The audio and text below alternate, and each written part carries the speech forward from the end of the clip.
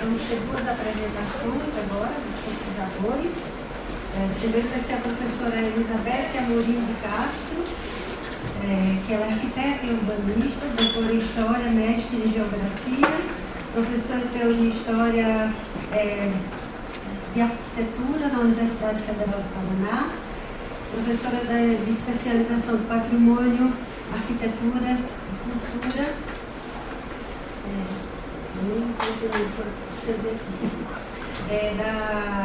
do Instituto de Tecnologia Federal do Paraná, pesquisadora de Patrimônio, Cultura de Curitiba, Urbanização, Modernização, Higienismo de Curitiba, Hospitais de Isolamento, Instituições Educacionais, Conventos, autora de vários livros, inúmeros artigos, e também recebeu o prêmio de menção honrosa, o prêmio Pedro Calmon, em 2011. É isso? Então, nossa querida Elizabeth, por gentileza, vai proferir agora a palavra. Desafios e possibilidades, o caso da maternidade Vitor do Amaral, de Curitiba.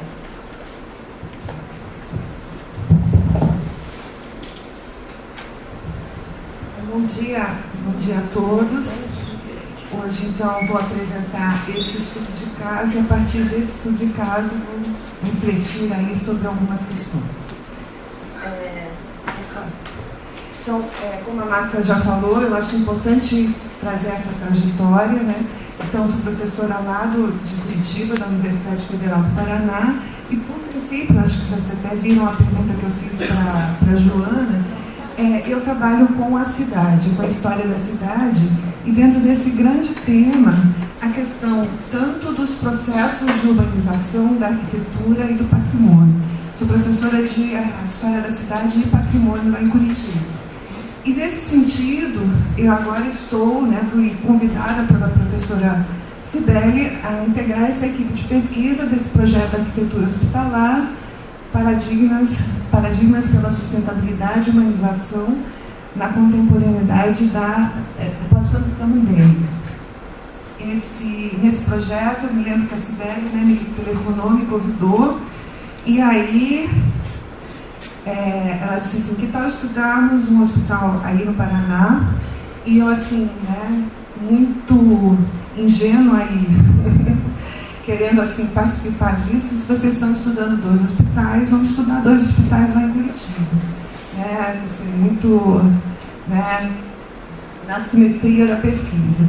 E a gente acabou selecionando 2 hospitais da universidade, vinculados à nossa universidade, a Maternidade Vitor Ferreira do Amaral e o Hospital de Clínicas. Hoje, à tarde, vou apresentar esses 2 hospitais, essa trajetória de pesquisa até agora. No caso de hoje, na nossa palestra aqui, eu vou trabalhar com a Maternidade Vitor Ferreira do Amaral. Essa maternidade vai nos ajudar a trazer algumas questões que eu acho importantes.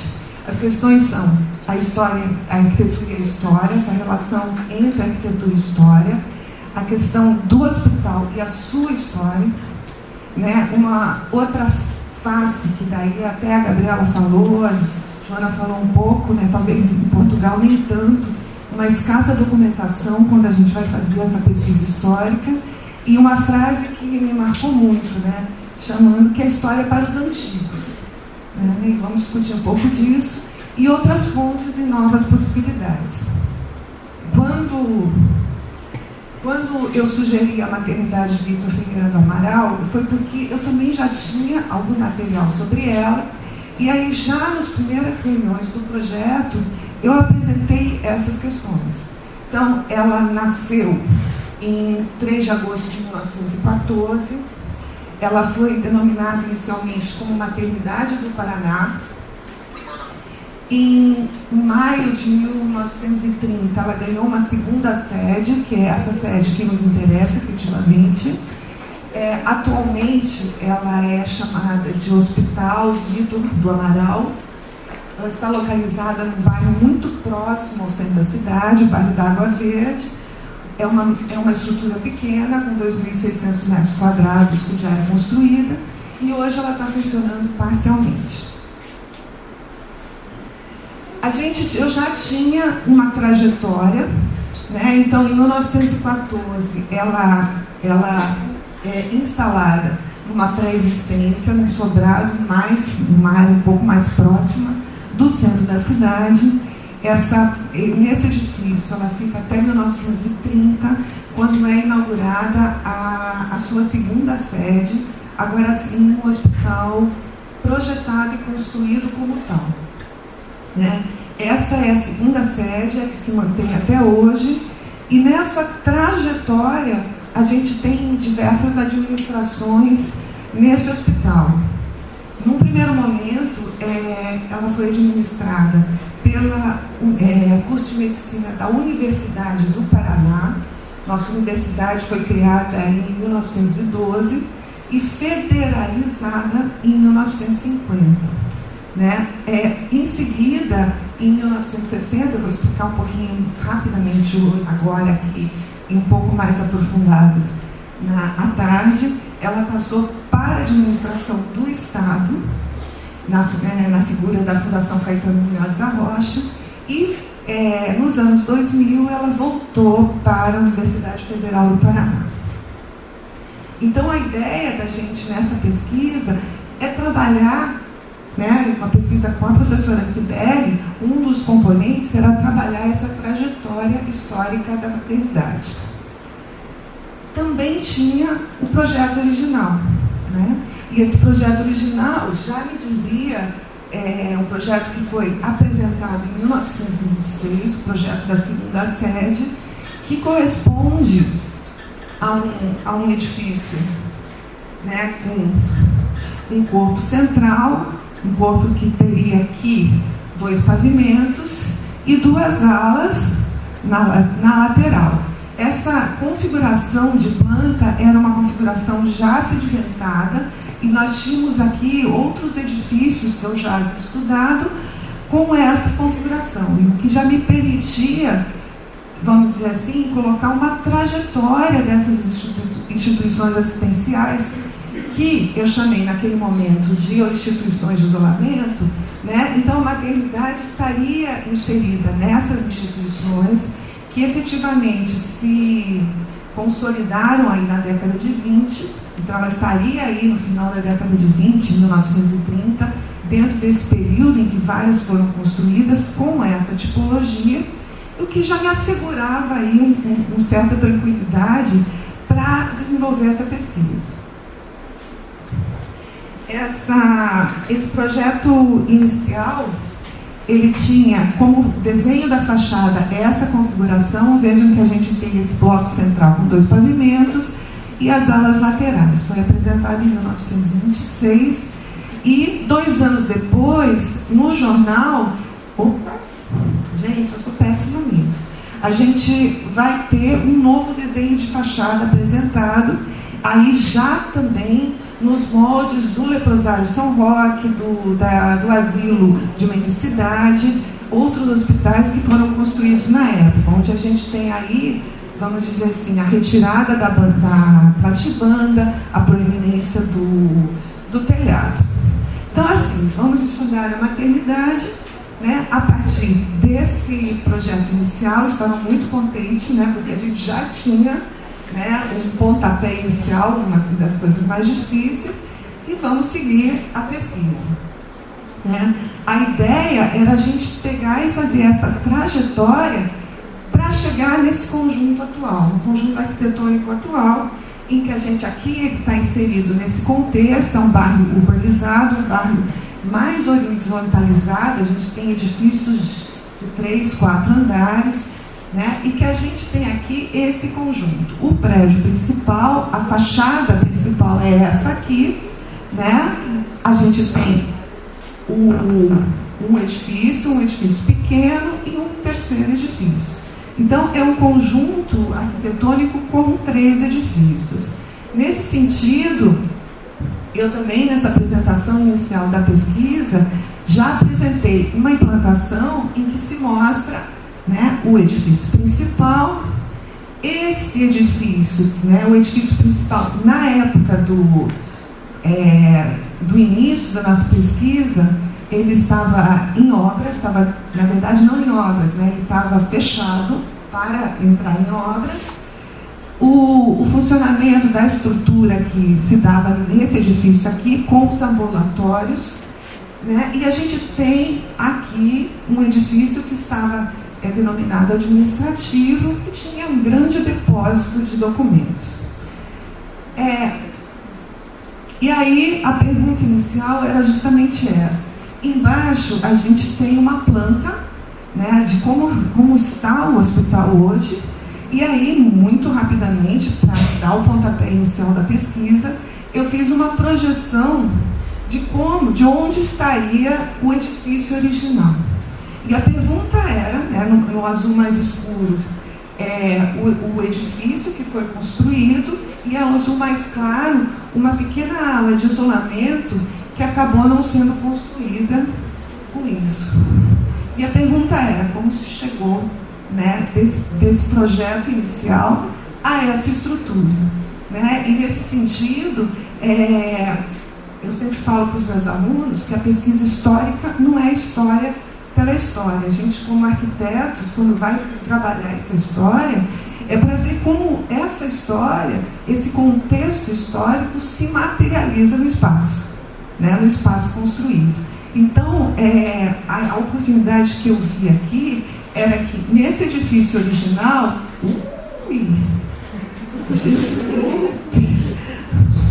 ó, spoiler, nesse edifício original,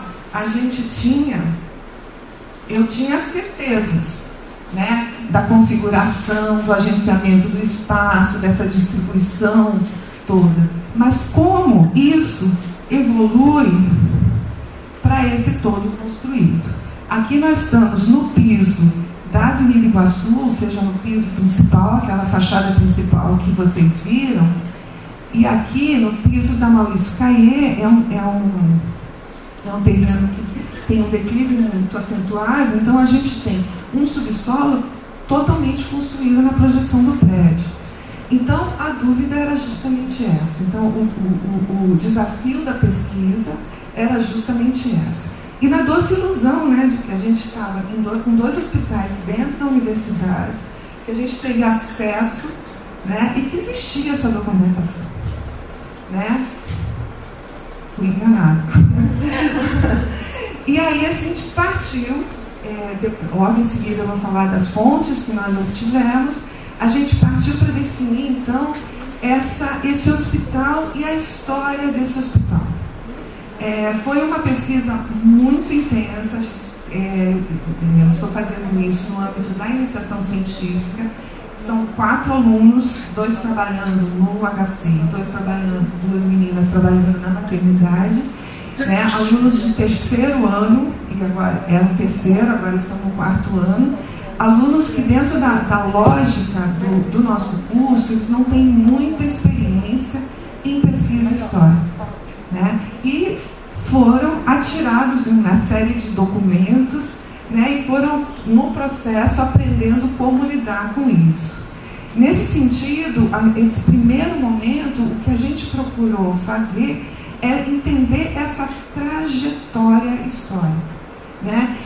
Conseguimos identificar que nesse início do século XX, nós também, lá em Curitiba, nós temos a Santa Casa, que foi um hospital projetado e construído para o hospital em 1880, e a Santa Casa era o hospital de Curitiba, o único.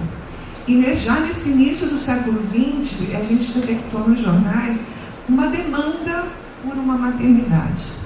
Né? A Santa Casa não, e vocês vão ver um pouco melhor na apresentação da tarde, a Santa Casa não dava conta, não internava, né, as mulheres que iam ter neném. Nesse sentido, outra data que foi um marco importante foi em 1912, a criação da nossa universidade com 3 cursos, a medicina, farmácia e engenharia, 4 cursos, engenharia e direito, né? E a universidade, ela foi instalada, inclusive, nesse sobrado da Rua Comendador Araújo.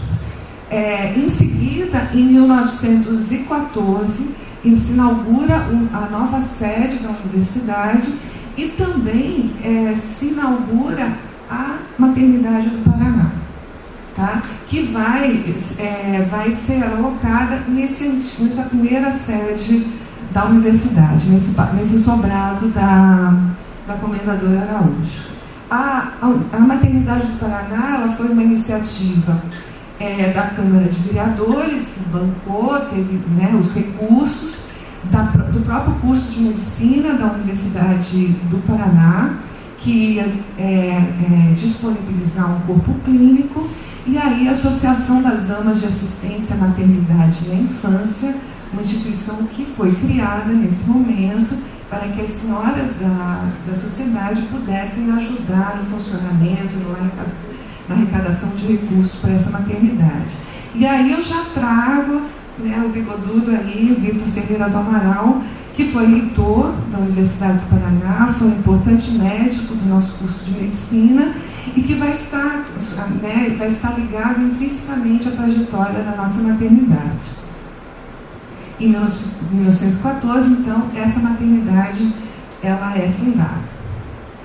Conseguimos obter algumas imagens, e nesse sentido, nos relatórios da universidade, nos primeiros relatórios, e aí a gente vai ter, né, alguns ambientes internos dessa estrutura. Né? Maravilha, né? Seguimos. Né? Então, esse edifício acaba ficando, né, como até a Jona falou, né, a população cresce, a demanda cresce, esse edifício vai ficando acanhado, foi uma adaptação, é um edifício que não foi projetado nem construído para ser hospital. E começa aí uma campanha muito grande para que se construa uma nova sede para a maternidade. Nesse sentido, a presença das damas, da Associação das Damas, né, ela é fundamental, vão fazer arrecadação de recursos, e a gente tem esse projeto original, esse projeto inicial apresentado em 1926. Em 1928 é apresentado uma nova fachada, né, e em 1928 também ocorre o início da construção. O terreno foi doado por uma outra senhora, por uma outra dama da sociedade, né, num terreno, num local um pouco mais afastado do centro da cidade. E a gente vai ter, então, em 1930, a inauguração dessa nova sede. Teve emoção, né, parou, o equipamento não veio, ficou retido na alfândega, mas finalmente consegue acontecer. E aí a gente tem uma coleção de imagens. Essa primeira aqui é uma imagem mais consagrada da inauguração pelo próprio carro, a gente pode detectar isso. E esse outro conjunto de imagens é um conjunto datado de 1961, uma coleção da Fundação Cultural de Curitiba, que a gente, vamos dizer assim, reúne aqui e diz assim: era esse o edifício, é isso que nós temos das descrições do edifício. Pois bem, aí começa uma novela imensa, que é essa trajetória desse funcionamento da universidade. Então nós vamos ter, né, a inauguração em 1930, um silêncio imenso, e a gente começa a ter notícias de novo da maternidade em 1960, a partir da inauguração do Hospital de Clínicas.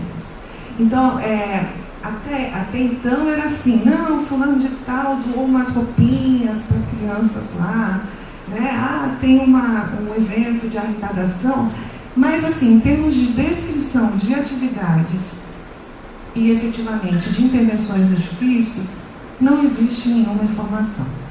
Eu trago aqui em 1960 como uma data importante a inauguração do Hospital de Clínicas, porque isso vai afetar de uma forma muito acentuada a vida da maternidade. Porque logo em seguida, em 61, a estrutura da universidade universidade sai da maternidade, já que o HC vai funcionar, e esse edifício fica vazio, né? A maternidade fecha, alguns protestos nos jornais e uma dúvida muito grande do que aconteceu com essa estrutura, né? Aquilo que a gente tinha colocado, ficou sob a responsabilidade da Fundação Caetano Munhoz da Rocha. Aí a gente começa a ter, assim, notícias diferentes. Quando vai ver, a Fundação Caetano Munhoz da Rocha surgiu 10 anos depois, né? Então, e aí? Né?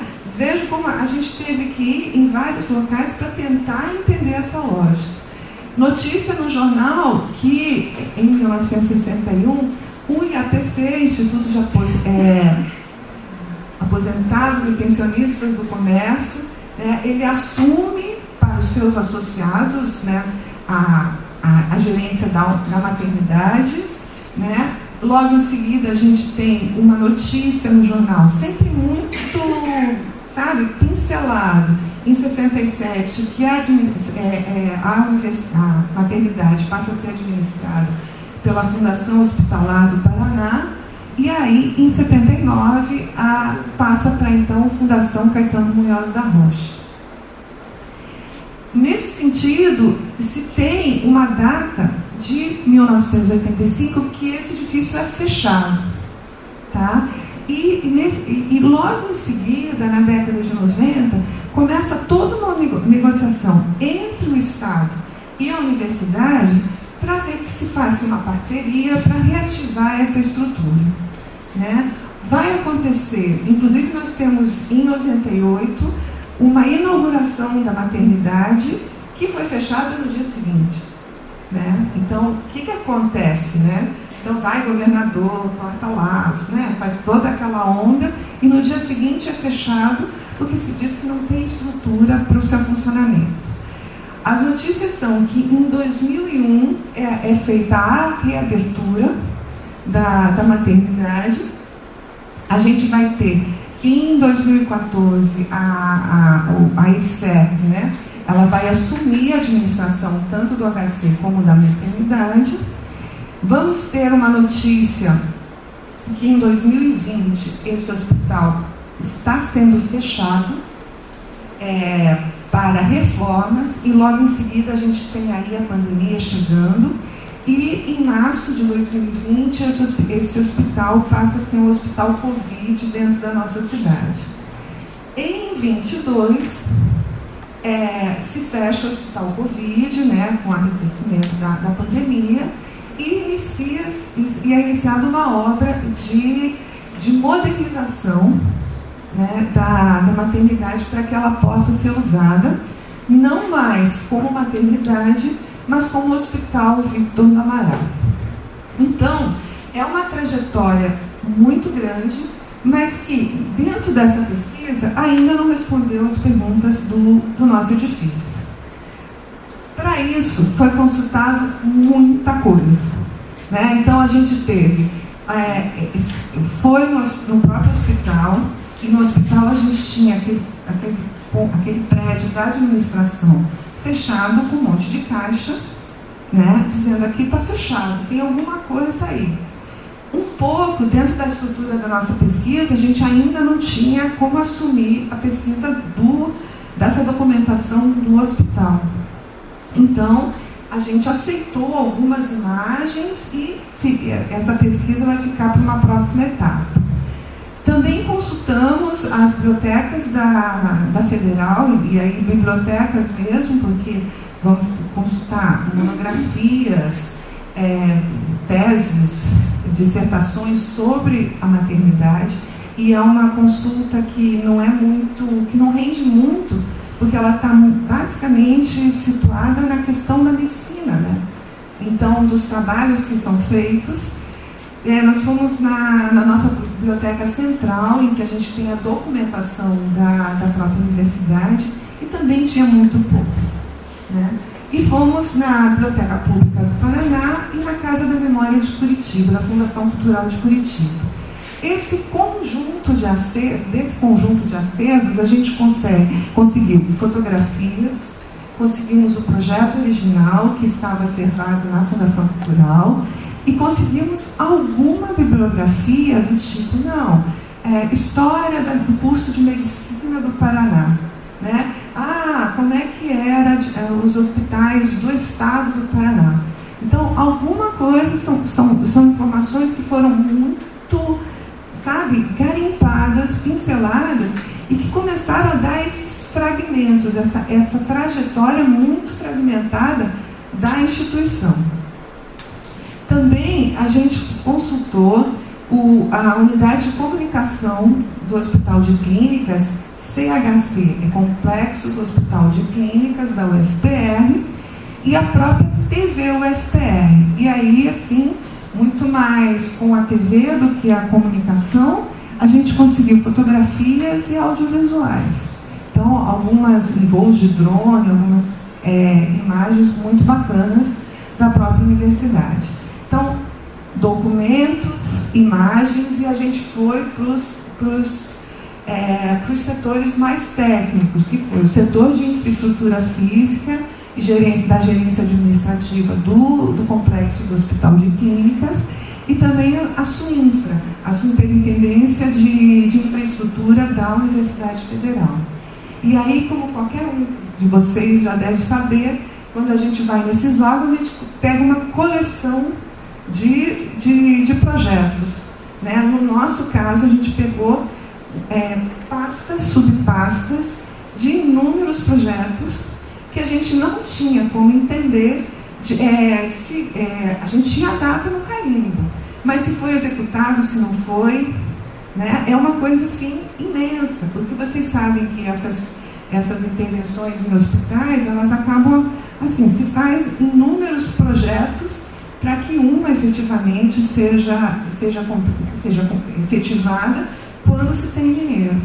Então, né, conseguimos esses projetos, conseguimos fotografias, e aí as fotografias muito técnicas de um problema, de um quarto, etc.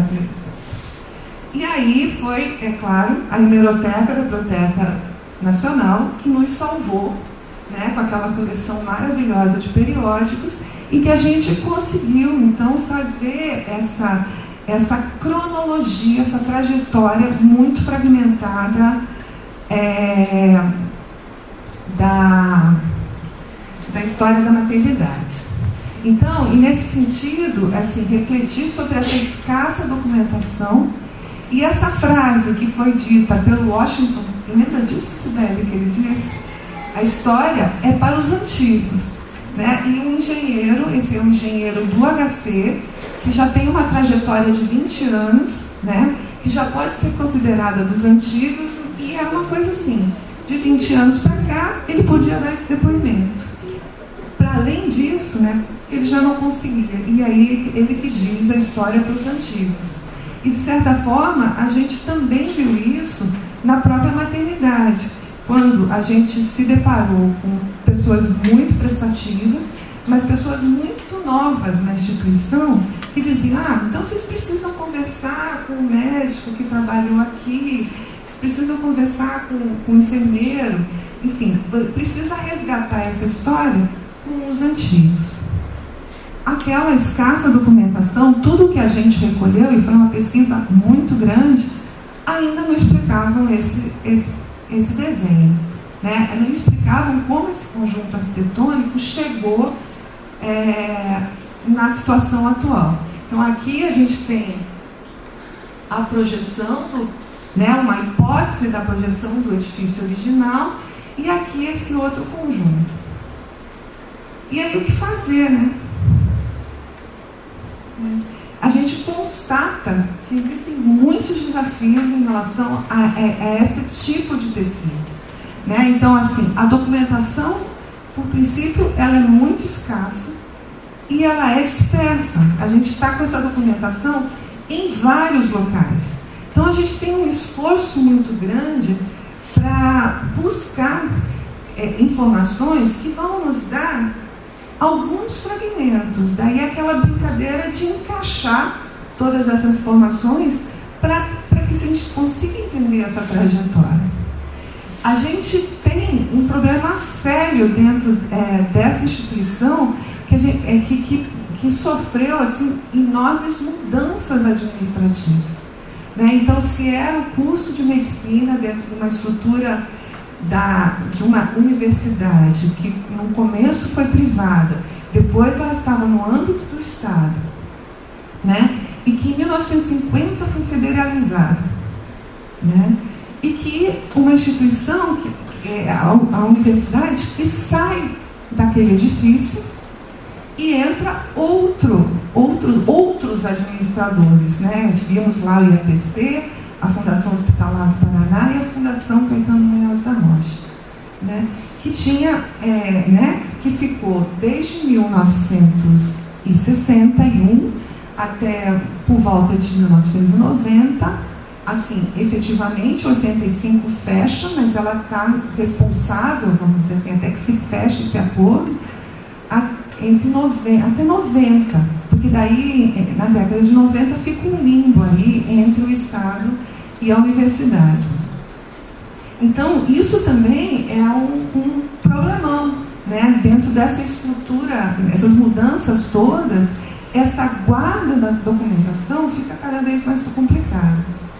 Nesse sentido, a gente nota, e isso é muito comum nas instituições públicas, vocês todos devem se deparar com isso, né, que é a falta de definição de protocolos, né, para a guarda da documentação que possa vir se tornar história. Né? Na minha tese, eu estudei escolas e é absolutamente a mesma coisa. Quando a gente vai no histórico da escola, quando alguém resolve fazer, dizer data da criação, ou data do decreto que a escola foi criada. Sobre o edifício, efetivamente, ninguém sabe absolutamente nada. E, então, essa documentação que vem a se tornar histórico é uma documentação que fale da própria instituição, né, administrativamente, das pessoas que ali trabalharam, mas que fale também desse espaço construído. Né? Como historiadores da arquitetura, a gente tem muita dificuldade em relação a isso. E essa documentação, no nosso caso da arquitetura, ela é uma documentação muito diversa, em que a gente tem documentos, efetivamente, nós temos projetos arquitetônicos, fotografias, memoriais, descritivos, relatórios técnicos de gestão que podem nos ajudar a isso. Então, vamos dizer assim, um panorama complicado e desafiador para o historiador da arquitetura. Então, mas assim, não vou terminar isso, né, chegando no muro de lamentações, não temos o que fazer, porque surgiu uma luz no fim do túnel e eu vou ficar me exibindo aqui para vocês dessa possibilidade que é maravilhosa. Né? Gente, a Prefeitura de Curitiba lançou há algum tempo atrás uma plataforma chamada Geo Curitiba.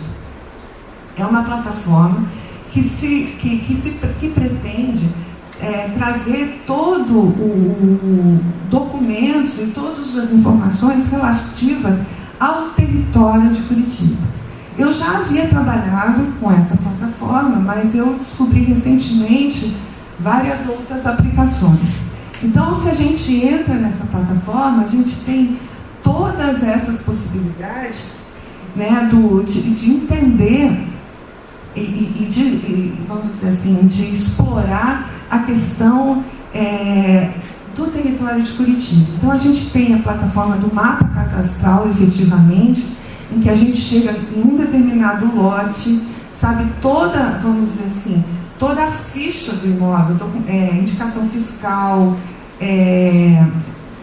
inscrição imobiliária, área do terreno, área construída. Chega-se até a ter as plantas de implantação de loteamento que estão acervadas. Esse material eu conheci. Né? Então, assim, eu consigo, e muitas vezes, nesse mapa cadastral, ter a data da construção.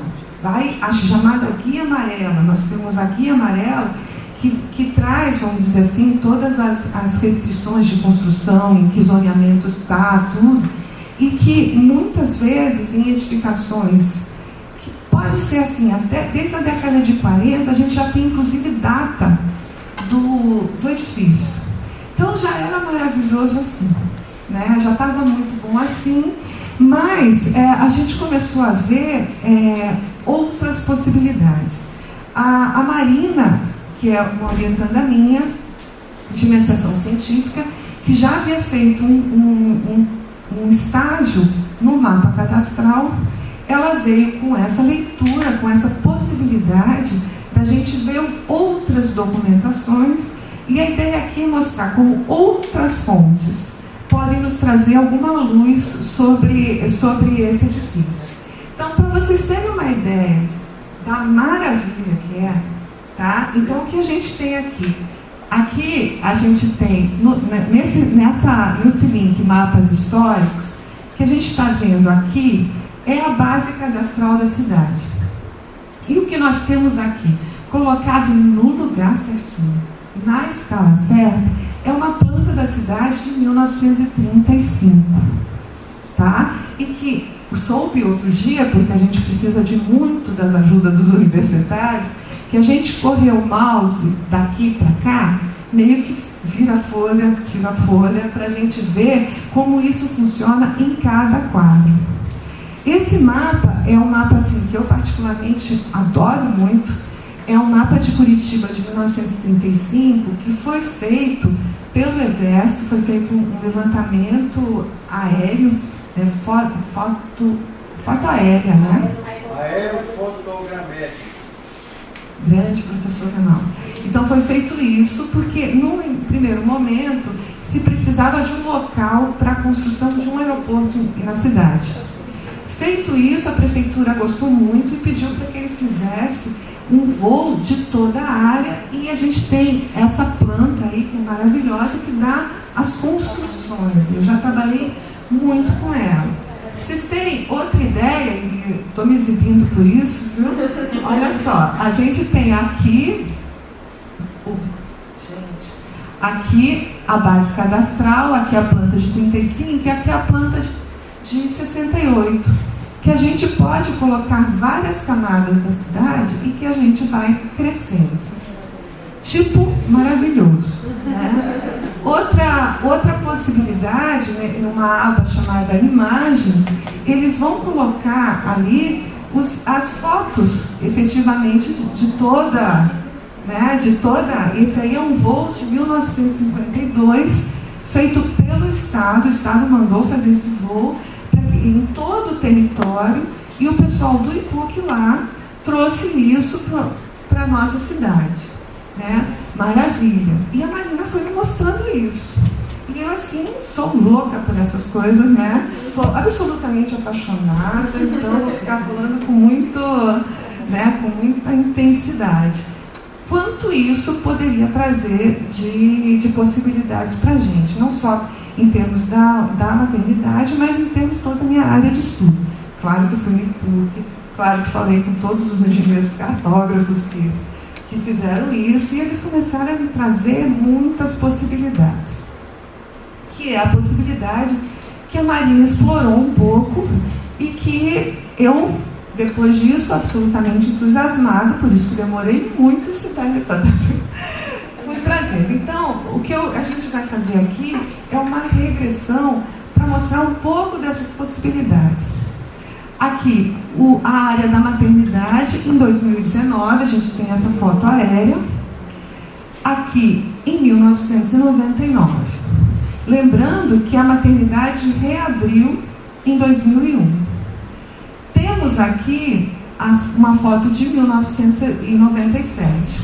Vejam que já estão dizendo aqui, a gente tem o edifício, o telhado novinho, né?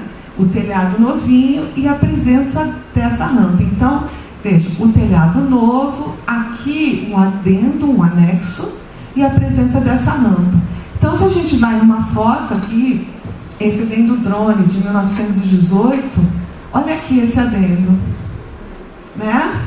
E a rampa aqui, que é uma estrutura absolutamente feia, exagerada, né? Mas que está aqui. E que a gente está detectando isso em 1997. Tá? Vamos descendo. 1990. A rampa não está aqui. Né? Então, veja, aqui é um preto e branco, mas a gente agora começa a entender que não temos nem esse adendo, nem a rampa. Que essas intervenções foram feitas entre 1990 e 1997. Se a gente cruza lá com as informações desses fragmentos históricos, é esse justamente o período em que está nessa transição, a universidade está voltando para a maternidade, né? E lembrando que em 1998 foi inaugurado e fechou no dia seguinte. A obra está aqui. A obra está aqui, né? Então não deve ter sido completada. Mas a gente vê que houve uma intervenção. O telhado está zeríssimo, né? Então começamos a ter um norte aí de onde procurar essas intervenções. Sigamos, né? 85, a qualidade das imagens vai variando muito, né? Então 85 a gente tem aqui, mas reparem, a gente não tem o edifício em E, a gente tem esse edifício em quadra, que está aquele corpo central, e tem esse enquadro, que é a situação atual hoje. Em 72, aí é o que eles chamam de uma reconstituição, a gente tem esse desenho e a gente tem esse adendo aqui, que já está aparecendo nessa imagem também, né? E que não aparece aqui, que é 57. Ou seja, entre 57 e 72 foi feito um puxadinho ali, né? E nesse sentido, sabendo que a universidade está em 61, a gente vai poder agora procurar no Estado esse projeto arquitetônico, tá? Sigamos. Né? A gente tem aqui, naquela foto, naquele conjunto de fotos de 52, quando a gente chega no terreno da maternidade, vejam, né, como muito pouco urbanizado aqui, é uma região que vai receber, aqui, ó, a gente vai ter uma rua, e na década de 50 nós vamos ter a construção de várias casas aqui. Se a gente for ver nos jornais, tem muito lote vendendo nessa região nesse momento. Então, a gente já está encontrando aqui esse fechamento do perímetro do edifício, né? Quando a gente vai daquela planta de 1935, o voo, efetivamente, as imagens, as fotografias, elas têm muito pouca resolução, a gente vê que está aqui esse edifício em E. Né? Então, nesse sentido, a gente pode, esse edifício em E, ele se assemelha muito a esse projeto original. Então, nós podemos, aqui é a única hipótese que a gente tem, é que entre 30, na verdade, que foi efetivamente inaugurado o edifício, em 35, essa configuração corresponde à configuração inicial, porque não fazia muito sentido ser inaugurado em 30, em 35 estão fazendo ampliação. Então veja, o fechamento dessa ala, aqui o fechamento para a gente ter esse edifício em quadra, ele vai ocorrer entre 35 e 52. Vai ocorrer dentro do âmbito da Universidade do Paraná, né? Então, nem a federalizada na Universidade do Paraná, o que também nos orienta para poder ver uma outra documentação, né? Que agora a gente vai para uma documentação do curso de medicina, né? Que a gente ainda não acessou, porque como relatórios da universidade, isso a gente já havia esgotado. Então, o que eu quis, né, mostrar para vocês é como a gente tem, a partir de outras fontes, possibilidades de interpretação desse conjunto. Então, isso é um trabalho que a Marina fez, né, em que ela tem aqui essa planta inicial. Vejam que na planta inicial, esses braços aqui, eles são mais curtos, né? Essa projeção a partir do projeto. A hipótese que não está comprovada é justamente isso. Quando se construiu, é muito provável, a conferir ainda, que essas alas laterais foram alongadas. E é isso que a gente tem aqui na planta de 1935. A partir daí, em 52, a gente tem aqui em verde esse acréscimo que corresponde ao fechamento desse edifício. E nesse sentido, a gente está conseguindo, a partir dessas imagens, fazer essa trajetória construtiva, ou que a professora Cibele fala, que é a estratificação, né? Não é isso, Cibele? Né? Estratigrafia. Né? O que a gente consegue, uma coisa que eu não estava vendo nenhuma possibilidade com a documentação que a gente estava pesquisando, a gente conseguiu definir uma trajetória. E nesse sentido, agora a gente consegue direcionar a pesquisa para os locais específicos, né? A gente vai saber em que período que nós temos que pesquisar a documentação dentro do curso de medicina, em que período que a gente tem que fazer essa pesquisa na estrutura do Estado, porque antes estava tudo muito vago, né? E vamos aí, agora sim, encarar o acervo do hospital, porque de repente a gente consegue plantas em papel específica. E aí a gente já pode dizer, olha, desse período, isso pode ser que aconteça, pode ser que tenha alguma informação que seja importante para a gente. Né? Então, era isso. Né? Legal, né? Muito bom. Tenho razão de ser exibida. Diz essa turma da prefeitura que, né? Então era isso, agradeço. Obrigada. Saiu uma espécie de uma regressão de todo o processo da espacialização que foi modificado. É apenas maravilhoso. Se usa isso em parapsicologia. Então, é que a gente fica exibida com essas possibilidades. Muito legal. Obrigada. Obrigada, professora Elizabeth, pela aula brilhante que você deu do processo de pesquisa. Pode ficar bem orgulhosa nisso. Agora vamos ter a apresentação do professor Renato. Cadê aqui uma breve apresentação dele? Renato da Gama Rosa Costa. Você tem seu nome quadrado, mas aí eu identifiquei separado, mas é rápido, tá? Tá bom. Arquiteto e urbanista pela Universidade Federal Fluminense, doutor pela Universidade Federal do Rio de Janeiro, pós-doc em estudos sociais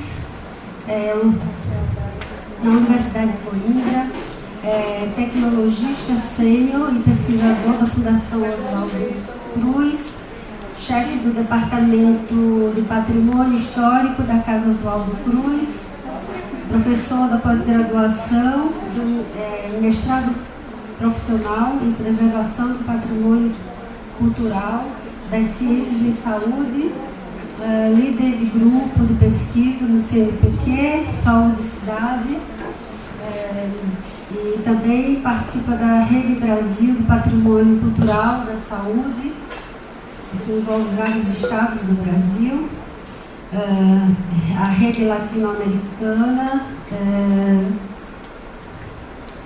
de investigações também sobre saúde, história, saúde e da assistência à saúde. Grupo de pesquisa, saúde e cidade, já falei, né? Arquitetura e urbanismo e patrimônio, história, memória e patrimônio cultural. Tem inúmeras publicações, livros e artigos e temos o prazer de tê-lo também junto com o nosso grupo, professor, a sua palestra, por favor. Mas eu espero poder dar um panorama sobre o patrimônio cultural da saúde. Esse foi o meu desafio que a Sibeli me propôs. Na verdade é o seguinte, deixa eu passar aqui. Não, aqui sou eu. Bom, aquelas coisas que estou seguindo o modelo da apresentação. Na verdade é o seguinte, a gente começou a estudar esse tema, eu e a professora Gisele, em 2008, né? Quer dizer, em 2007 mais ou menos, quando a gente foi, quando nós fomos, como é que se diz, convidados, seduzidos a trabalhar esse tema, porque era um tema ainda muito pouco estudado no Brasil, né? Em 2008, lá para meados, né? Início do século XX. E a gente começou a envolver uma série de pesquisadores, né, pelo Brasil todo para justamente pensar o que seria esse patrimônio cultural da saúde. Na verdade, a gente montou uma trilogia de artigos, né, o primeiro em 2008, que saiu um capítulo de um livro, né, História da Saúde no Rio de Janeiro, Instituições e Patrimônio Arquitetônico, um livro que já está esgotado, mas agora está em e-book, é possível consultar em e-book, recentemente foi lançado em e-book. Depois a gente lançou, 10 anos depois, né, mais ou menos, a gente lançou um artigo para a revista de Pelotas, Memória em Rede, e a gente fez uma atualização, né, desse tema depois de 10 anos. E agora, recentemente, ano passado, a Gisele também foi participar de um evento e aí depois ela me chamou para escrever junto com ela um capítulo para esse livro, História Brasileira das Doenças, 12º volume, em que a gente fez uma análise sobre o alcance internacional desse tema, tá? Porque a gente está vendo que desses mais de 15 anos aí, pesquisadores de diversas partes do mundo assim, têm se dedicado a esse tema. Nós humildemente começamos isso no Brasil, né? E já conseguimos. Este evento, posso dizer que é um fruto dessas reflexões, digamos assim, através do trabalho de Sibeli e da professora Jane, né? E Jane Beltrão. E que a gente foi depois aprimorando com outros parceiros também em Portugal, né? Eu não vou estar aqui, mas enfim, eu participei de alguns projetos lá em Portugal por conta dessa reflexão, tá? Então, na verdade, assim, esse trabalho tem o objetivo de discutir a emergência de um campo de estudos no Brasil, patrimônio cultural da saúde.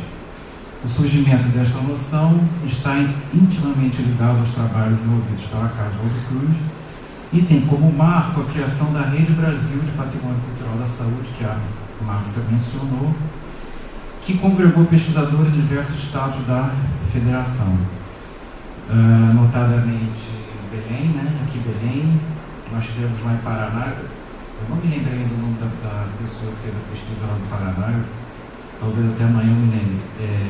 Paraná, São Paulo, Minas Gerais, Bahia, Pernambuco,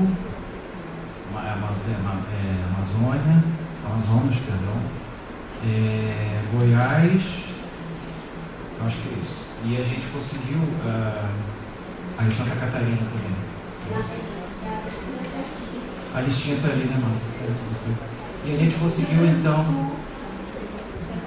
Rio Grande do Sul, Pernambuco, Pará, Rio de Janeiro, claro, Rio de Janeiro.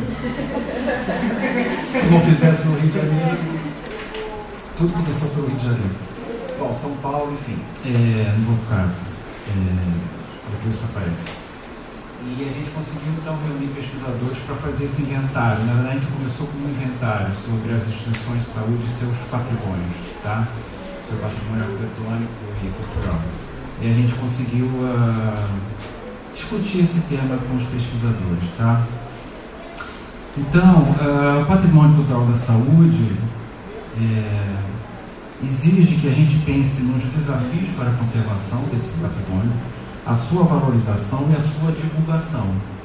Quais as possibilidades de investigação que a temática oferece, quer pelo lado da história, que aí é a Gisele, que é historiadora, quer da arquitetura, sou eu, e quer de seus múltiplos acervos. Aí a gente também envolve pessoas que pensam na questão da conservação dos acervos.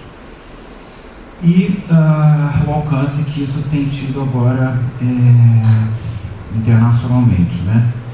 Então, assim, eu já falei aqui, mas o marco que nós consideramos, né, como fundamental para as discussões dessa temática foi a publicação, então, em 2008, pela editora Fiocruz, do livro História da Saúde no Rio de Janeiro, Instituições e Patrimônio Arquitetônico, que consolidava as pesquisas iniciadas anos antes na instituição com o objetivo de evidenciar e valorizar o patrimônio cultural da saúde. E esse termo, patrimônio cultural da saúde, nós fomos cunhando ao longo da pesquisa, porque não havia uma noção de que seria esse patrimônio cultural da saúde. Nós fomos, a partir da experiência da própria unidade, que já trabalhava com a história da saúde, né, e cuidava do seu patrimônio arquitetônico, a gente, na verdade, juntou essas expertises, né, dos pesquisadores de lá, para poder levar essa discussão para extramuros, fora da Fiocruz, envolver outros pesquisadores que trabalhassem com esse tema, né? Então, assim, na verdade, todo esse pioneirismo desse livro surgiu a partir do grupo de trabalho História e Patrimônio Cultural da Saúde, que se reuniu durante a 4ª reunião da Coordenação Regional da Biblioteca Virtual de Saúde e do 7º Congresso Regional de Informação e Ciências da Saúde na cidade de Salvador, em 2005, e que aí gerou um relatório final para a proposição de uma rede latino-americana de patrimônio cultural da saúde. Na verdade, era envolver mais do que os estados brasileiros, mas também países da América Latina, né? Então, assim, valorização do patrimônio, né? Promover a pesquisa histórica sobre saúde e as ciências da saúde, estimular a aproximação entre as instituições públicas e privadas, detentoras e ou custodiadoras de registros e bens constitutivos do patrimônio cultural da saúde, com ações e envolvimento nos países da América Latina e Caribe, assim como junto a países africanos e asiáticos de língua portuguesa e espanhola e países ibéricos. Ou seja, a gente já começou pensando alto, mas assim, a gente está indo devagarzinho. Nós conseguimos reunir já esse grupo na América Latina, estamos chegando a Portugal, né? E a gente espera agora poder atingir também os países africanos, a partir de outros projetos que estão sendo propostos lá na casa, e envolver, enfim, uma série de pesquisadores sobre isso, né? Então, em 2007 se criou essa rede, tá? E partindo do pressuposto que saúde é uma construção social que assume significados diversos em diferentes contextos sociais, o grupo formador da Rede Brasil entendeu como um dos desafios para a valorização do patrimônio cultural da saúde a preservação e valorização de instituições cuja memória está ligada, muitas vezes, a momentos traumáticos. Logo, é necessário ressignificar estes lugares, né? Então, a noção de patrimônio cultural da saúde é o conjunto de bens materiais e simbólicos, socialmente construídos, que expressam o processo da saúde individual e coletiva em suas dimensões científica, histórica e cultural. Esse texto foi cunhado, né, nesse grupo de trabalho.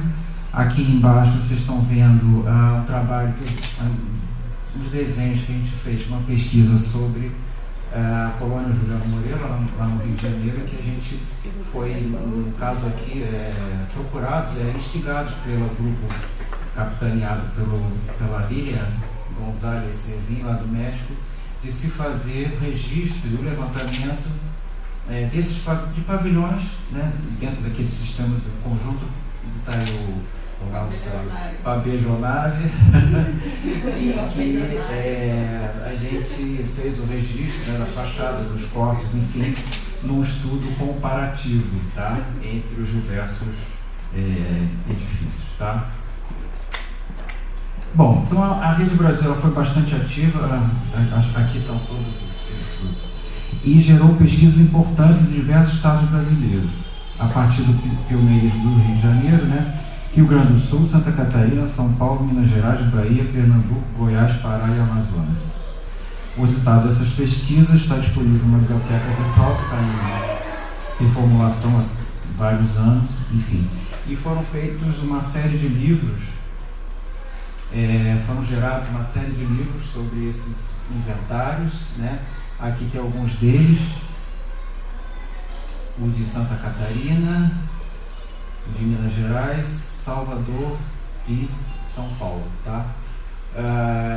O do Rio de Janeiro foi feito pela editora Fiocruz, e depois esses outros aqui, esses 4, junto com a editora Manuri, uma editora de São Paulo, enfim, que permitiu essa coleção, na verdade. Essa coleção ainda está à venda, enfim. Bom, e aí a gente começou a dar outros passos, né? Que foi a questão da constituição de grupos de pesquisa e de formação de alunos e professores, né? Para ingressarem nesse tema, né? Então é muito importante também as ações de formação, né? Através de cursos de pós-graduação. A gente criou o nosso em 2016, eu já fui coordenador, e foi muito importante então depois fazer essa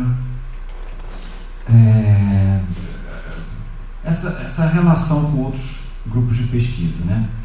Então, é importante a ação de valorização do patrimônio, sim, também, a partir de uma série de atividades, não só de formação, mas também de divulgação, né? Aí a gente foi seguindo a cartilha, né, do evento lá de Salvador, a questão da divulgação desse tema.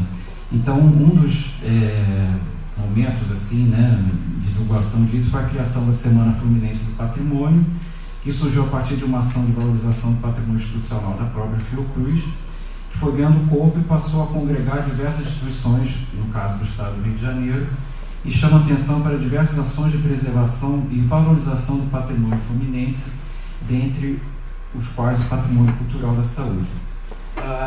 A gente também estimula a criação de centros de memória, né, por diversas através desses grupos todos, né, por meio desses grupos todos, e centros de documentação, Museu de História da Medicina do Rio Grande do Sul, que a gente também entra em contato, enfim, a gente vai criando então uma série de interligações sobre esse tema, né?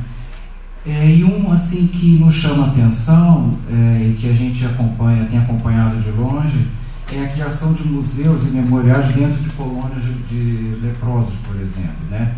E que a gente, ou então a gente vem participando, enfim, acompanhando de uma certa forma, porque isso nos estimula também a trabalhar com a questão da memória e preservação desses lugares, né? Então, no que tange a patrimonialização desses e de outros antigos leprosários, tem um trabalho da Juliane Sérgio, que foi uma das que fez o levantamento lá no Rio Grande do Sul, ela junto com a professora Beatriz Weber, ela junto com a Viviane Borges, chama a atenção que esse processo muitas vezes está vinculado a um acerto de contas do presente com o passado. Como as autoras sinalizam, muitas vezes eram antigos funcionários que incentivaram os últimos moradores a narrarem suas experiências, né?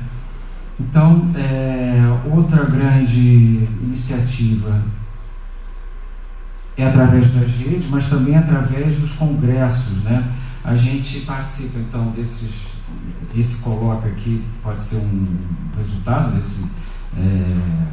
dessa vontade também de se discutir, né? Reunir pesquisadores para se discutir, né? E através de outros seminários, o Seminário de História da Arquitetura Hospitalar, que foi a primeira versão, foi no Rio de Janeiro, né, em 2014, e que depois a gente já percorreu as cidades do México, Santiago do Chile, Buenos Aires e ano passado em Coimbra, Portugal. Ao longo desse processo de expansão e consolidação da Rede Brasil, vários grupos foram se formando gerando novas pesquisas que vêm sendo publicadas em diversos periódicos das áreas do patrimônio. A exemplo do que chamamos a atenção para a criação dos centros de memória e da participação ou organização de eventos, devemos ainda ressaltar a publicação de uma série de livros, né?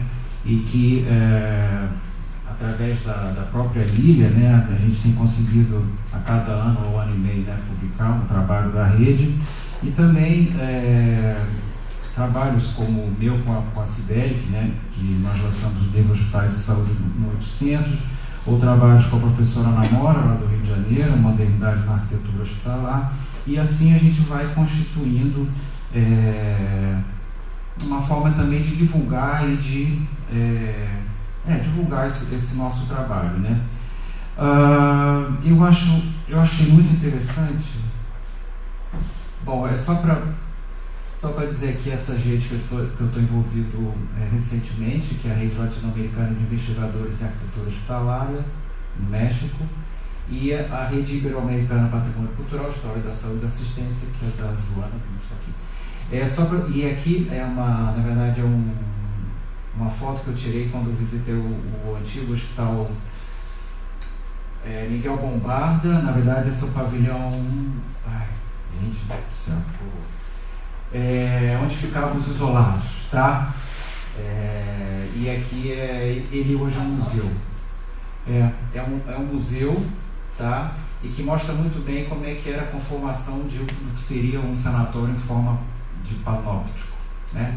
E que é muito interessante você ficar aqui nesse meio, você consegue ver todas as celas, né? É uma forma de você vigiar, né? Onde é? Em Lisboa. Lisboa. Miguel Bombarda. Na ocasião que eu fui, em 2014, era possível visitar. Hoje em dia não se visita mais.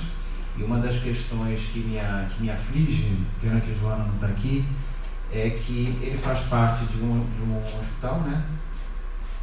Miguel Bombarda, que está numa região de Lisboa, a Colina de Santana, né?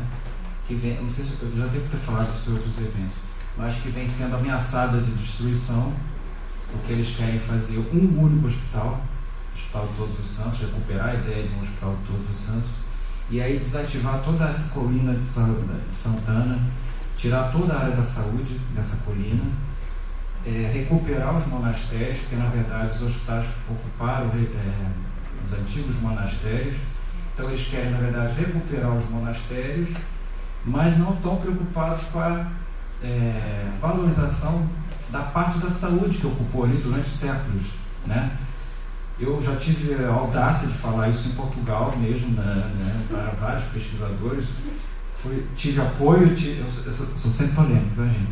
Eu tive apoio, não tive apoio, porque assim, algumas pessoas acham que tem que se recuperar o uso original e a saúde foi um uso que foi colocado ali, mas muitos entendem que o edifício tem que contar a sua história, né?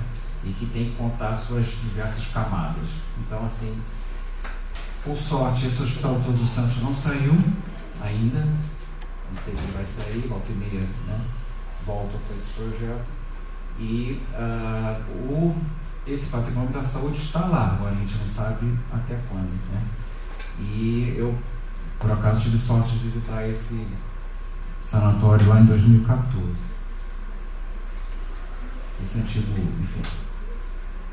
Bom, então o que eu trago aqui para a discussão, na verdade, é assim, a necessidade de fazer estudos comparativos. A Lília sempre nos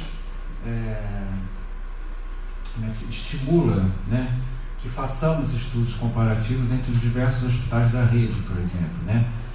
México, Argentina, Chile, Brasil, Colômbia, enfim, para a gente tentar descobrir os pontos em comum desses diversos hospitais que foram construídos aí ao longo de um século e as diferenças entre eles, né? Que eu acho que isso é importante. Eu trouxe só algumas imagens aqui. Esse é o Hospital São José, no Chile, Santiago do Chile. É o hospital que deu início a toda essa discussão, porque assim, em 2004, entre 2003 e 2004, não, 20 anos, vão 20 anos, havia a ideia de demolir este hospital no Chile, e aí houve uma campanha, né, lá no Chile nós não temos um órgão de proteção como o IFAM, como nós temos. Então o Ministério da Saúde encampou a ideia de preservar esse hospital, e a partir da ameaça de destruição desse hospital foi feito todo um trabalho de convencimento, né, e de como é que se diz?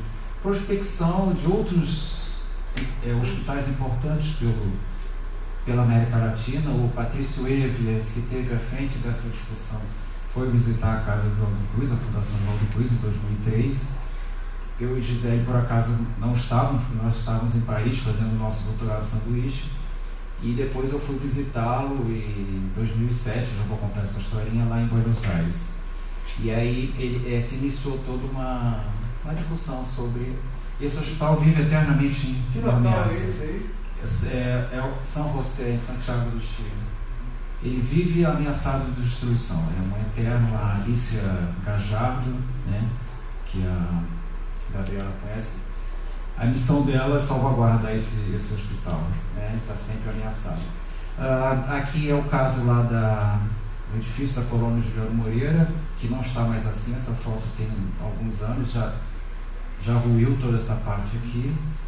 E aqui é o Hospital de Santa Maria, que é o primogênito aqui do Barros Barreto, que hoje em dia está tomado pelos milicianos.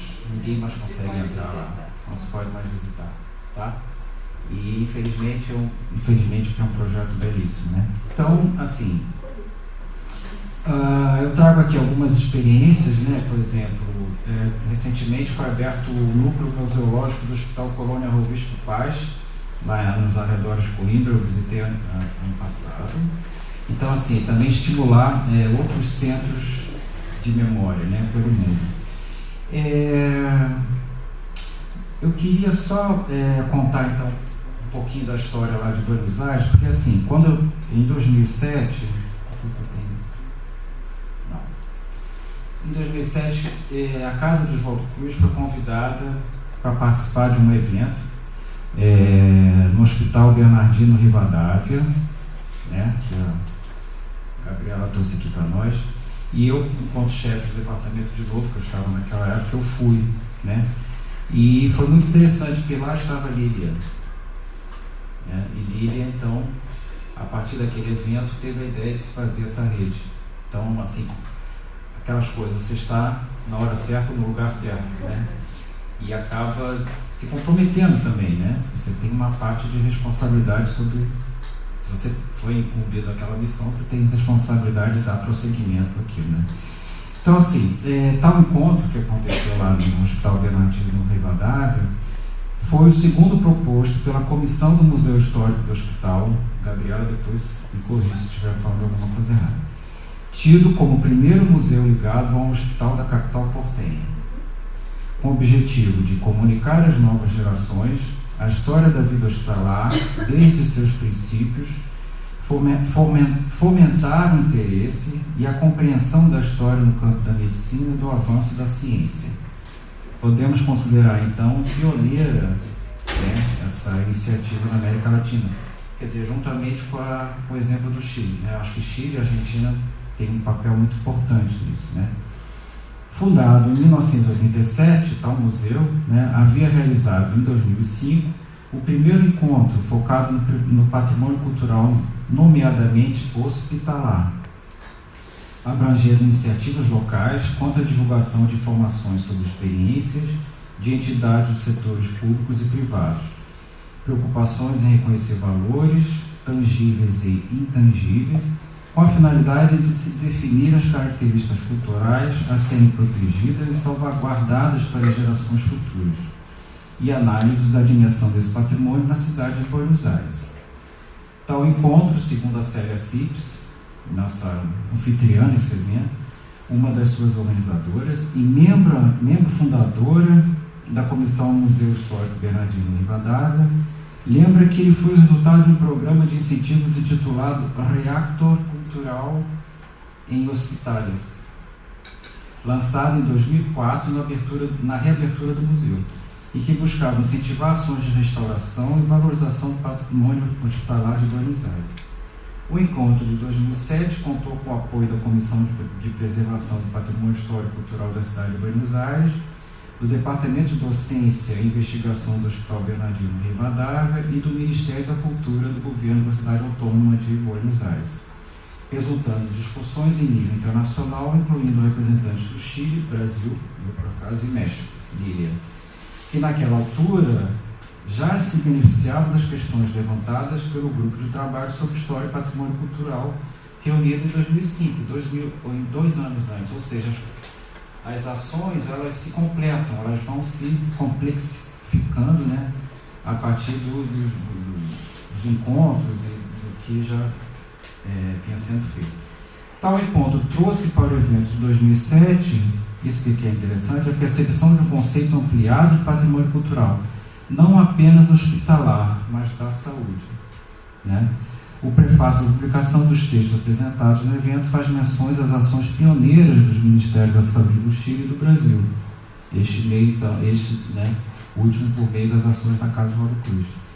Então, a própria Lília, né, presente no encontro de 2007, se inspirou pelas discussões trazidas pelo evento e propôs a criação de um grupo de estudos 2 anos depois, 2009, né, envolvendo então Chile, Brasil, Equador, Bolívia, e se criou então a rede latino-americana de historiadores da arquitetura hospitalar.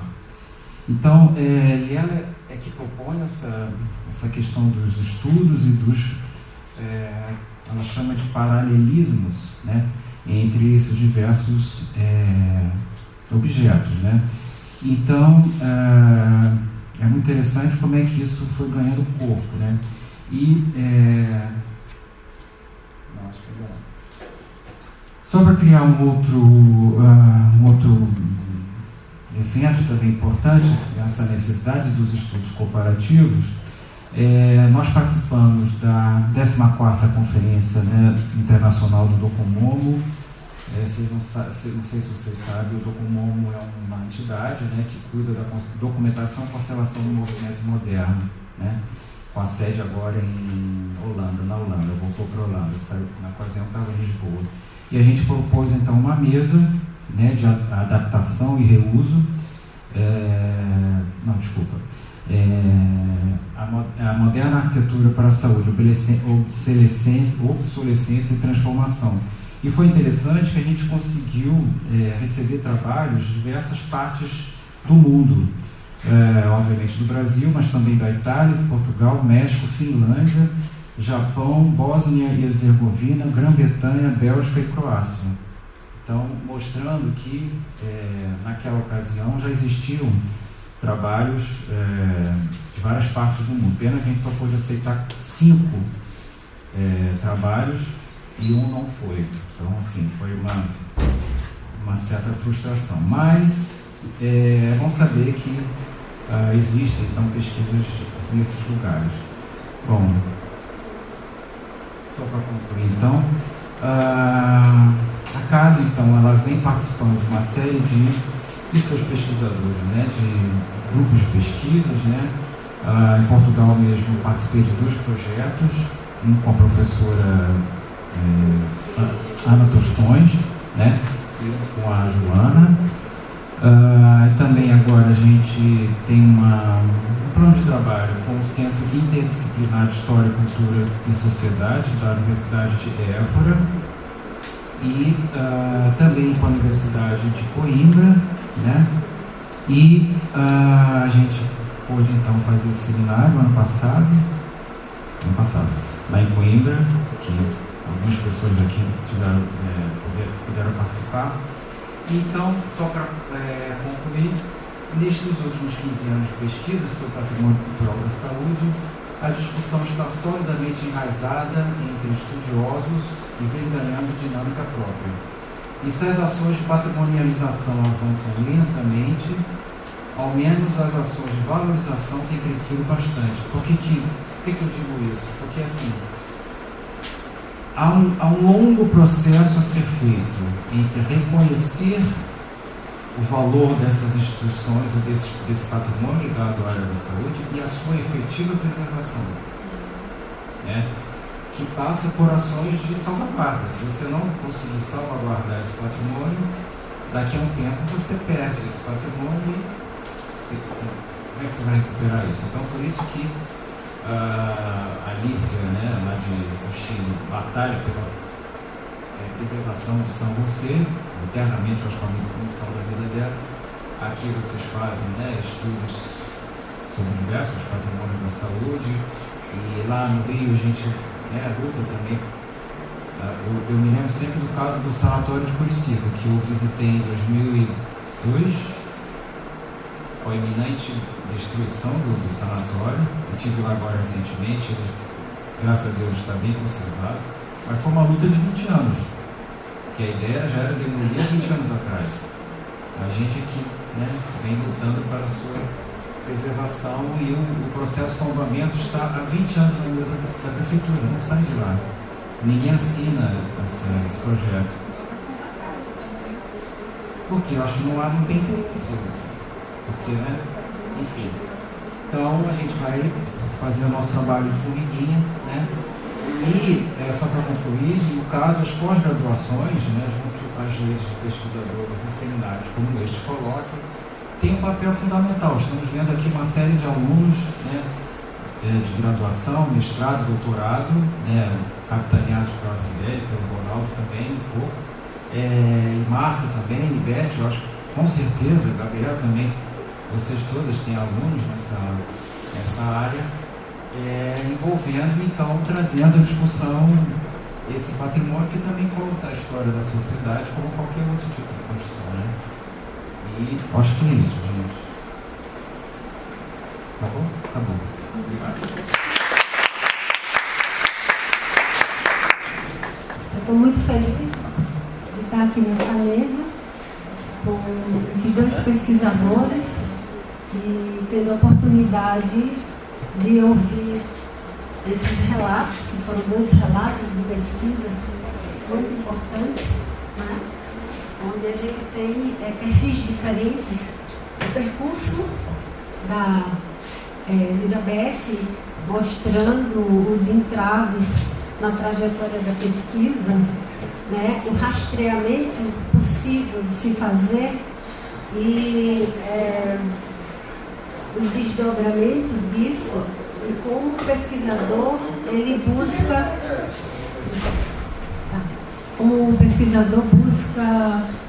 solucionar. E na verdade você vai rastreando, vai fazendo um mapeamento, vai encontrando as dificuldades e vai atrás dos documentos, porque sem isso é impossível. Temos do outro lado o Renato, naquela fundação espetacular, com aquele acervo extraordinário, uma biblioteca, e nem por isso a pesquisa se torna fácil, porque quando a gente vai para as instituições, encontra também esses tipos de problemas, né?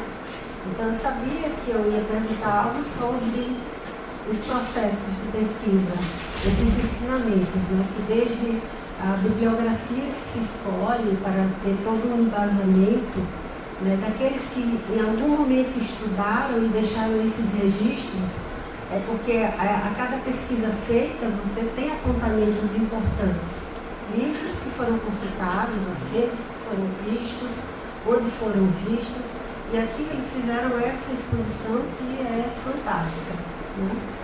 E eu tenho feito aqui algumas anotações.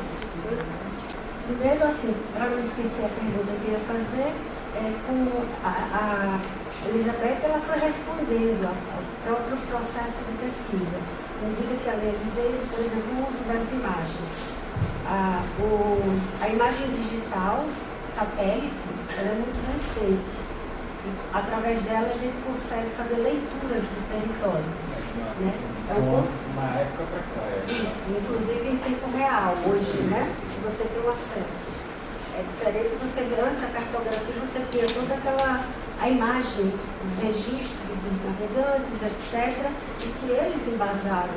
E a cartografia não é algo para ser visto só, localizar um ponto, mas como um processo de análise do que está ali, como está, porque foi desenhado daquela forma, a informação que está embaixo, está em cima, assim como a cartografia digital, da maneira como ela olhou, ela focou e foi localizar para fazer as comparações. E a comparação não é só de uma imagem com outra, é a comparação com a foto.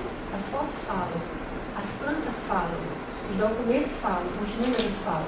Isso a gente vê quando vai fazer pesquisa com os historiadores, né, o que eles nos ensinam lá. Então, cada um vai buscar essas informações, essa busca.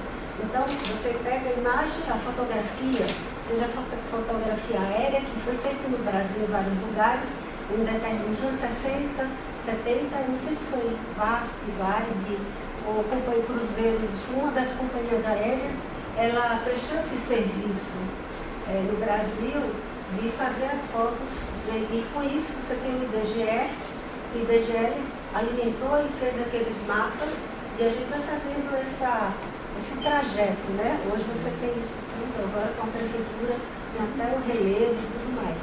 Então a gente tem que aprender a fazer esse processo. Estou falando isso tudo porque tem a ver com o que foi apresentado aqui, e que a gente tem um compromisso com, como eles falaram, com os estudantes, com os pesquisadores. Inclusive, as informações que aqui também nos trazem novos elementos para fazer essa leitura, né? Então, a pergunta que eu ia fazer era sobre como é trabalhar com todas essas dificuldades, os entraves, e também a questão de você ensinar o aluno como ele se comporta dentro do próprio hospital, que é um grande desafio de quem trabalha com os estudantes. Porque o hospital é um ambiente que tem a questão ética, tem a questão da segurança biológica, né? E também, à medida em que os tempos vão mudando, a legislação ela vai ficando mais rigorosa naquilo que é ou não permitido fazer para a coleta de dados, inclusive de imagens, que a gente foi vendo aqui uma série de dificuldades que os meninos foram aprendendo. Eu posso ir até ali, eu posso falar com quem. Então a gente ouviu histórias sobre entrevistas com os antigos, a história com os antigos, e a gente tem que aprender como usar e fazer a história oral. Quais são as pessoas que a gente tem que procurar, a quem perguntar, né? Essas coisas são estratégicas e do momento que depois essas pessoas não existirão mais. Então tem assim um rol de informações que é fundamental. Então eu gostaria que os dois pudessem falar um pouco sobre isso, para depois a gente abrir discussão com as outras pessoas.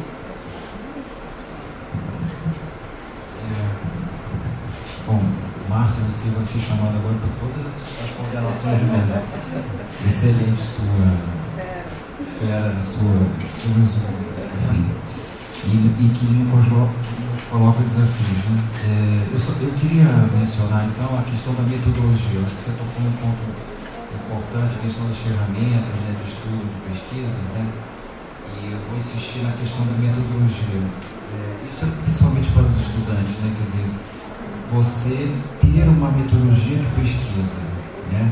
No caso da rede, por exemplo, né, os trabalhos feitos pela rede, nós tínhamos um certo período de tempo para investigar, né, digamos, a partir de 1808, com a chegada da corte portuguesa no Brasil e todas as repercussões que foram tendo na implantação das redes de assistência e das redes hospitalares, né?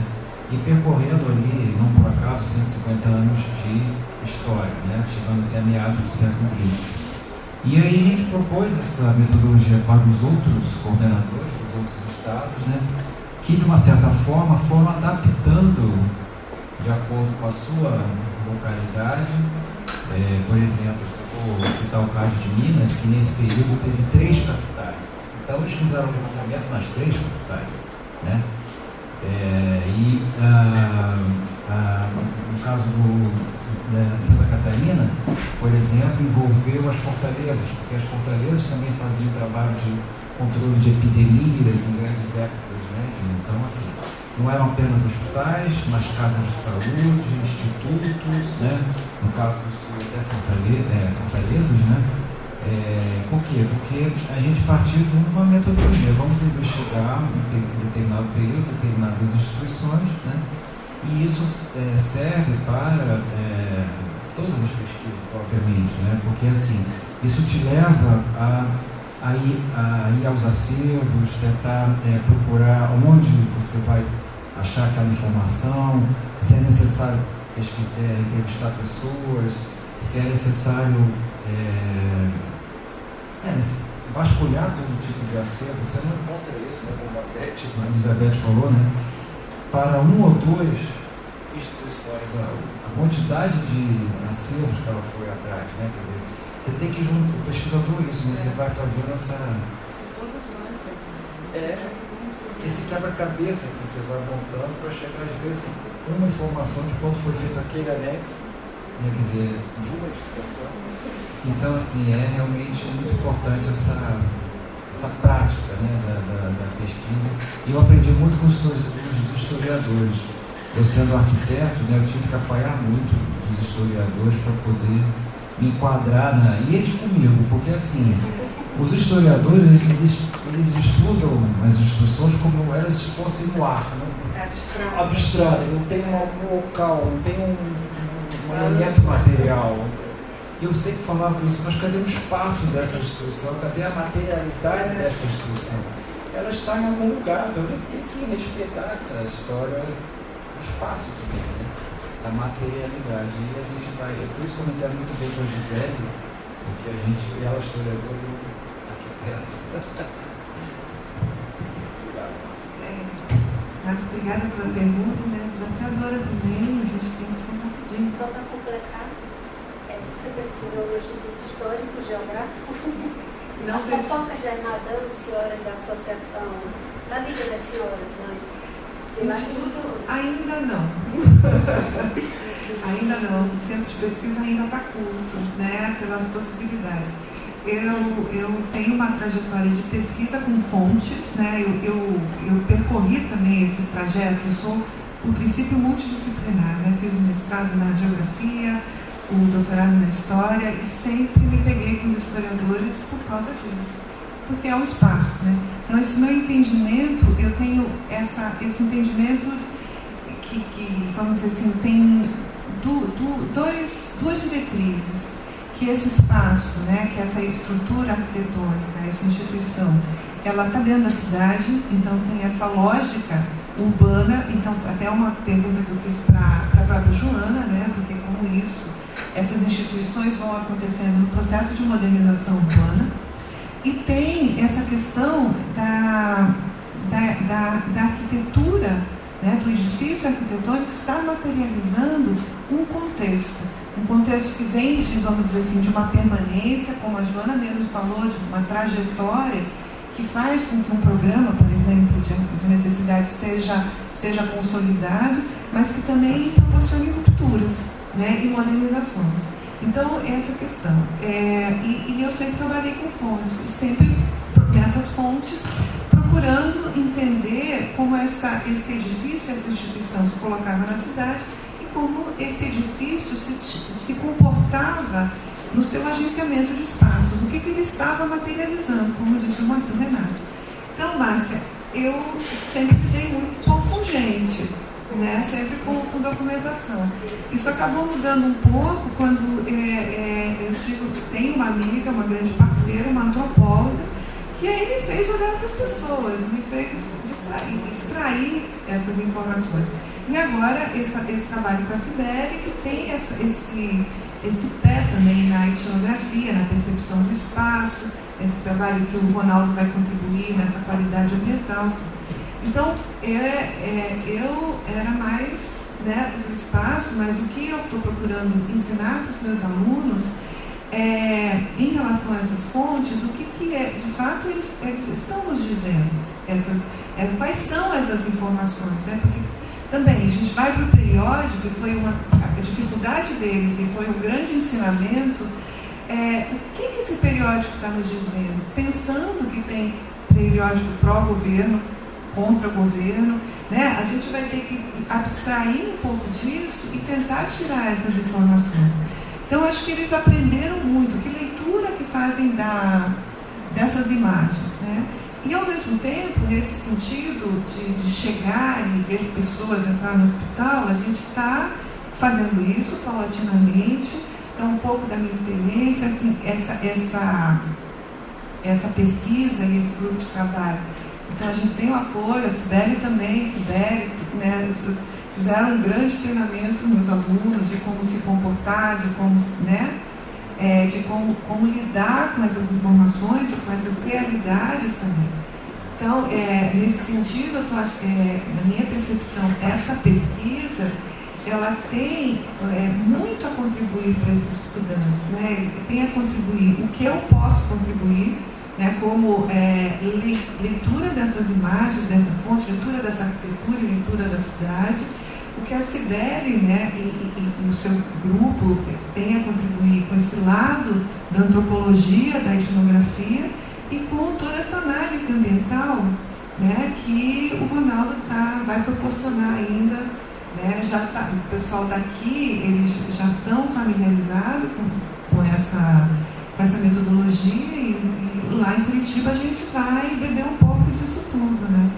Então é um aprendizado para mim também lidar com gente, viu? É isso? Eu vou deixar para falar outras coisas amanhã só. É um suspense. Esse já está rangrando aí, é rangrando.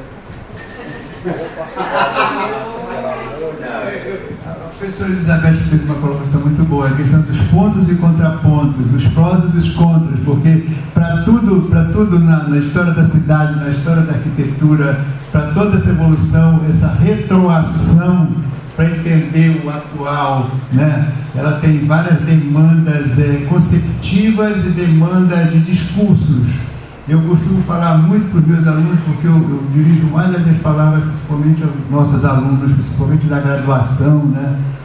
Que a gente, para poder atingir um foco crítico de algo, a gente tem que ter várias leituras de prós e de contras, para depois tentar criar no imaginário, talvez, entre aspas, a verdadeira verdade, né? Então, esse processo, que eu vou falar talvez melhor amanhã, que é o último dia, da questão ambiental, né? E também da questão da justaposição e vamos supor, da sobreposição dos tempos, né?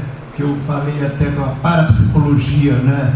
Para ir buscar, eu vou buscar desde quando eu nasci, a minha infância e tal, através da memória, né? E vou chegar a esse ponto agora e vou, inclusive, compreender melhor por que houve essa transformação. Mas isso aí a gente vai começar melhor para o último dia. Quer falar? Primero agradecerles a los dos. El recorrido que hizo Renato es necesario para las nuevas generaciones que están estudiando. Nos vuelve a la memoria estas redes que se fueron consolidando y actualizando en temática. Esto que decía Renato, que comenzó con la historia, pero después el tema de la patrimonialización en cuanto al resguardo, a las posibilidades de que realmente pudiesen tener inconvenientes de no poder contar más con ciertas situaciones patrimoniales en los distintos países, ha hecho que esa reconstrucción que él hizo hoy estemos posicionados en otro lugar. Y hay una red que se fue consolidando hace más de 20 años, que no es menor, y creo que eso, Renato, agradecida de que puedas hacer el relato, parece mentira, pero es un tema muy importante. Elizabeth, te conozco en este encuentro, la verdad que te agradezco que hayas trabajado sobre la reconstrucción documental. Es dispersa, es escasa y es muy diversa. Gracias al estudio que ustedes tienen de la arquitectura, realmente el recorrido que vos hiciste, también lo hago con los elementos vegetales, que tiene quizás una vida útil más escasa. Vos pudiste reconstruir a lo mejor un edificio que se transformó, no es el mismo, pero yo seguía analizando ese polígono que era parte de todo ese emplazamiento de la maternidad, y es muy importante cómo el espacio verde dejó su huella a través del estacionamiento. Solamente un ejemplar con una altura considerable de esa estructura que dijiste que era horrible, pero gracias a esa imagen que vos tomaste de altura o a través de las herramientas satelitales que son impresionantes hoy, ese ejemplar arbóreo dejó una huella, y cuando vos ibas hacia atrás, hacia la década del 50, había un espacio verde intrahospitalario en esa maternidad, que quedó bajo la división del estacionamiento.